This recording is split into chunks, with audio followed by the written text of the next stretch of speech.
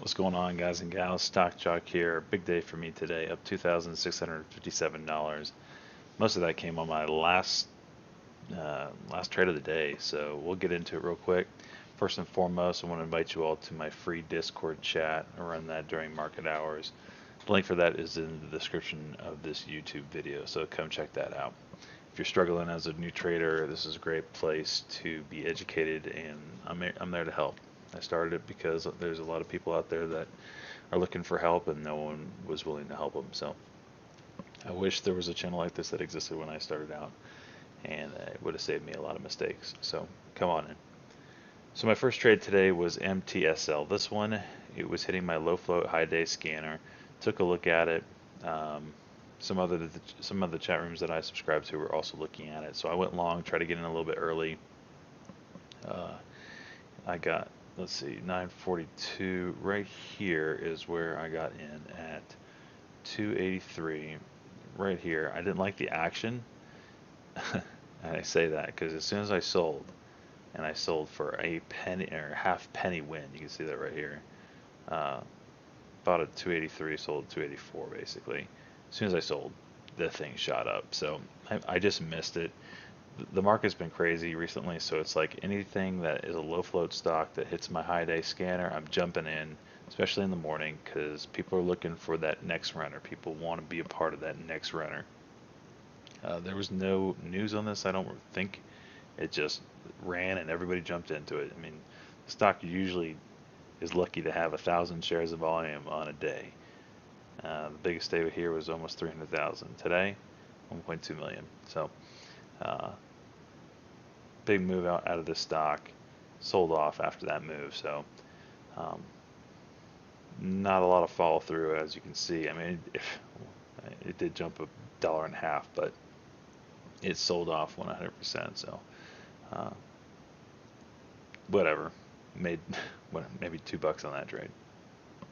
JRJC. This one came out. This was a news play that they were going to somehow incorporate blockchain, blah blah blah. That's like the keyword recently is blockchain. So any company that attaches the name blockchain, that they're going to go into blockchain this, blockchain that, uh, it just runs. And this is a prime example of that. JRJC um, had blockchain news, I'll call it, and it ran. I knew I was chasing, so I took 2,000 shares at 342, just looking for. If I'm chasing this high, I'm just looking for like the half-dollar break, and I got that sold at 352 for $200. As soon as I sold, it did hit a high of 395. It did eventually break four. I was going to play this candle over candle play here. This would have been a really nice setup, but it's just so extended. I didn't feel comfortable doing so, but that was just a news play. And again, I almost played this. Here's the pullback right here, and then the candle inside this candle, we're breaking the high of the previous candle. That would have been pop, pullback, and then candle over candle. That would have been a good entry. And I mentioned that in my Discord chat. I just didn't take it myself, and that would have been a nice scalp. TISA, this one was hit my scanner. We had the pop, pull back, and then I wanted to play this 1 minute candle over candle here. So I went long at 128, kind of right here at the VWAP area. Got a quick pop up to 132, gave me the candle over candle, but it didn't really go anywhere. When I get candle over candle, I don't want to see just one cent and that's it. It's got to give me the pop. And it didn't give me that, so I got out. I made about 4 cents on that, $80. BLIN, this one, again, I don't like chasing stocks, so I'll wait for a pullback to happen. And usually the first pullback is the best strategy to use if you're looking for a pullback. So here we have it popped up, halted, popped out of the halt, pullback, pullback, pullback, pullback, and then inside this candle was the first candle to give us a new high over the previous candle after a pullback. So pop, here's the pop, pullback, the first pullback, and then we got right here candle over candle. That break is what I played. I got in a little early, anticipating the move over four. Got in at 397 and sold at 401. Just a quick scalp. and that was about a 4-cent win, another $80.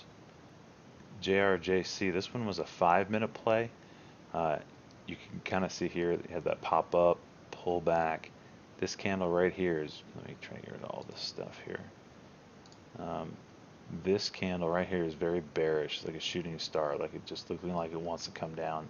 So a lot of times we'll play the candle under candle for a short. So the first 5-minute candle to break the previous 5-minute candle uh, low, and I'll short that. So as you can see here, popped up, and it was kind of just arcing down, and you can kind of see that right here.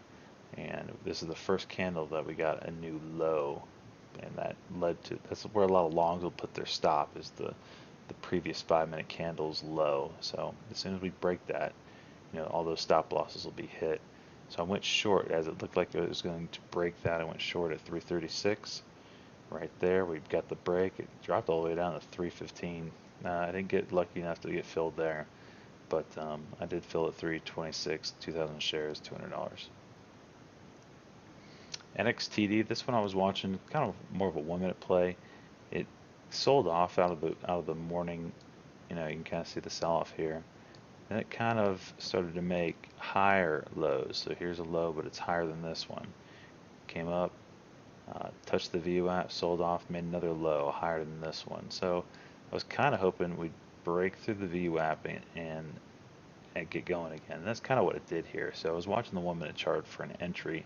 So the VWAP was resistance, came back down, kind of resistance, came back down, broke through, came back down. Now VWAP is acting as support, and this is the candle I bought in, as it looked like it was going to go candle over candle in the 1-minute.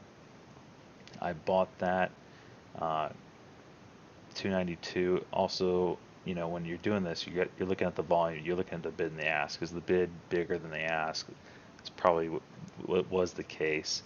I got in, we got candle over candle, got a kind of a fresh break of this area, so to speak, and got a nice little pop over 3, and I sold. My goal was just to scalp it over 3 if I could, and about 8 cents there, $160. PRPO, this one kind of just hit my scanners. I went long on it at 133 and almost 134. And I knew it was kind of chasing here. There's no news on it. I did not like the daily chart. It's kind of just in this downward trend. No news, no reason for it to pop. And it did hit 144 here, but the bid would never move up. The bid just stayed at like 134 and never moved up with it. So I was just trying to get out of it. And I sold for about a penny win, probably $10 after commissions. So NXTD again, it's just kind of stair stepping. This is where I bought before. You can see the candle over candle, the pop, pull back, candle over candle, pull back, candle over candle, and here's the pullback. And this is where I bought for, after the pullback happened, boom, came back up. Here's the new fresh candle. Do we break this level? Absolutely, and that's when I bought. Went long at basically 314. I was watching the L2 as well, something you can't see here. And 315 was a big level from earlier on in the day. I think it was right, it wasn't right there, I don't know. But I just remember 315 being a big level, and if it broke that, I could get going. So I bought anticipation of that break. We got the break. 322 is where I sold inside that pop. I'm just scalping it, just trying to get base hits, not trying to get home runs, especially using the 1-minute chart. Definitely not trying to get home runs out of a 1-minute chart, just trying to get base hits. So that's about a 9-cent win, $180 on 2,000 shares. So FTFT, this one kind of head faked me. It popped and I thought it was going to get going, so I bought, kind of chasing this one here. I was hoping for the break of 450, and I didn't want to miss that. I was up on the day. I normally wouldn't chase this, but I did. I bought 442. It did pop over that to 447. That's why I was like, all right, here we go, and then it just started selling off. So as it spiked down, I got stopped out for 10 cents, hit the sell button, and it did sell off from there. So it was a good decision to sell. It didn't do what I thought it was going to do, so I got out. But I did lose $200 on that trade. JRJC, this one I was kind of hoping to short. I tried to short it again, so you can kind of see this is where I shorted it before. I was hoping, yeah, it popped back up, and I shorted inside this candle, looking for the candle under candle play for the next curl down. Just like this one happened, I was looking for the next one to go down. So I shorted right here at 333, and it just did not break that 333 level. I think if it would have broken it, we would have seen another, leg down closer to 3, maybe break 3, but it just didn't do it. In fact, it ended up going candle over candle in the 5-minute, and that was kind of my cue to get out. I ended up stopping out for a 4-cent loss, $80. HMNY, this one, it was a new source reporting it again. Oh, no, it was JP Morgan, I think, upgraded the stock. So I was hoping this thing would get going. It just didn't. It kind of popped a little bit, maybe 20 cents, and just fizzled out. This thing used to put in pretty big moves on any kind of news, maybe like 50 cents to $1, but it just hasn't done that recently. But anyway, I went long when I heard that JP Morgan upgraded them. Inside this candle, as soon as I bought, sold off. So I waited about a minute, tried to get a decent exit, and I sold inside this candle for only a 2-cent loss rather than like a 10-cent loss. So I lost about $40 on that trade. ORPN, this one was just hitting my scanners. It was working towards high day. You can kind of see the levels here on the daily chart that it's breaking over the 200-day moving average, broke over this level. If it broke, I was telling people in chat, if it broke over this level here at like 305 level, really didn't have much resistance till the points it hit over here in this area. So looking for that break. I went long for the 315 break. You could see it on the L2 as well, and it did pop. You can kind of see the volume coming in here. It did get a pop, and it just didn't move fast enough for me to really want to hold much longer, so I missed this move here, but I did end up getting about 2.5 cents out of it, so about $50. So JRJC, this was a short. It's kind of looking at this area right here, which was support for this area, and I was thinking if it could break this area, we'd get a drop down. That's exactly what happened. I went short right here inside this candle at $3.22. Took a little bit of time, but we did get that break, and I was kind of hoping that this break would break this low, and then you're getting to this window here from, at 267 all the way to 315. A nice little window for it to drop into. Just couldn't break that support, but I did end up, making about. I did cover. Where did I cover? Covered over here as it was curling back up. About 4 cents on the trade, $80. So NXTD was my next trade. This one, Jason Bond's group, which I subscribed to, they bought this, and I knew that they could bring momentum to the stock. They brought in about 500,000 shares of volume, about 700,000 shares of volume. This is where they bought right here. When I saw that they bought, I got in looking for a little momentum. Got in at 310 inside this candle here. There was a big battle going on between the bid and the ask, and I just didn't like it. There's a lot of hidden sellers on the ask, even though there about 1 million shares, around 700,000 shares of volume was going through in about 3 minutes. It wasn't moving, so I just didn't want anything to do with that. I sold for about a penny win on it. As soon as I sold, boom, it took off, and those guys killed it on that one. They sold, I think they sold in the 350 range, and then high a day up here. So they absolutely killed it on that one. They actually ended up rebuying it later on, so they're still holding it right now. So they're making an absolute killing on it as it took off after hours. CNET, this one was hit my high day scanner. It's a former runner. It ran yesterday, so it was fresh in everybody's minds. I was hoping for it to break this level here and then kind of see, where it could go. It had room all the way to 2. So I went long at 149 looking for the break of the 50-cent mark, and we got that pop, and volume started to come in, and then it just stopped. It just stopped the momentum. I sold as it was coming back down closer to 150, so it made about 3 cents on that, $60. DPW, this one I was just trying to get in for the next leg up.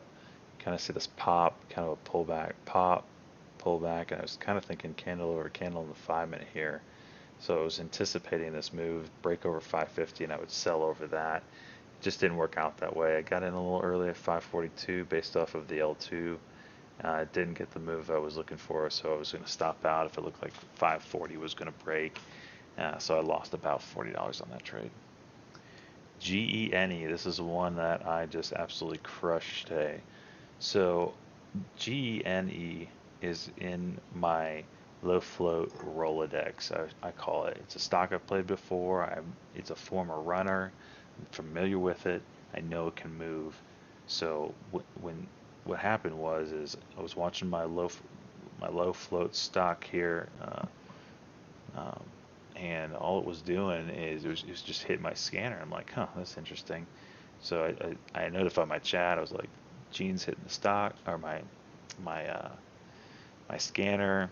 Not too interested in it. You know, not a lot of volume at the time. Just kind of hitting it right here. This is kind of what triggered my scanner. And then Benzinga chimes in, my news source, and they say Gene Therapeutics or Genetic Technologies, 6K out, saying that they're looking to incorporate blockchain and take advantage of that um, technology. As soon as I heard that, I hit the buy button twice. So I got 4,000 shares of an average of about $1.03. Uh, Boom, right here. That's where I bought. And this thing just took off. And this is like, what, 2 minutes before the bell. So I was like, this is awesome. Got to pop up. I sold half at a dollar, about $1.39, just to lock in profit. Um, and the rest I just held. Uh, let's see, I sold 1,000 shares after hours at um, 171, and it was kind of just it was doing this, and then the trend reversed. It got this high, it was lower this one, so now we have a downward trend. It kind of worried me. I didn't want to just I wanted to hold overnight, but I wasn't willing just you know at this point I had about 1,000 or $1,500 sitting on the table. So I had to I couldn't just let it sit. So I ended up selling at 171, and then the rest at 153, and it did curl up. It did curl back up, but you can kind of see here it did hit a low of 146, 147 before finally getting the curl up around 8 o'clock. So um, definitely one to watch for today, but this is the one I killed it on. I did make one more trade, AEZS. They got FDA approval on their only drug that was in phase 3. So I was looking at this peak over here on the daily chart is when they announced that their PUDA was going to be accepted by the FDA for approval or not approval, and it popped all the way to 247, and I was like, well, definitely going to break that for sure. Uh, so I was kind of looking for maybe 350. I don't know. As soon as it reopened, it was halted through all this. Got approval. I'm looking for the break of 3, and I was going to sell over 3. So I got filled right at $3, and it got a quick spike up to 350. I was like, oh sweet, maybe we're going to go to 4. And it didn't really work out that way. It started to come back down. So I tried to sell in the 330s to 340 range, but the sell took really long. Like, this move happened in about 2 seconds, and it took me about 20 seconds to sell. So I put my limit in at 320, but it didn't fill me. It was up in, like I said, it was up in the 330, 340 range when I tried to sell. Took forever. Finally got filled at 320, so made $200 on that trade. And again, that was the last trade I made. If you have any questions on my trading style, feel free to come to the free Discord chat that I run. Again, it's there for educational purposes. It's a great chat room for traders, day traders, and we do have some swing traders in there as well. So come in, learn how to trade, ask questions. There's no dumb questions, and I'm there to help. And if you're an experienced trader, we'd love to have you. We have plenty of those as well. All right, I'll see you guys in the next video.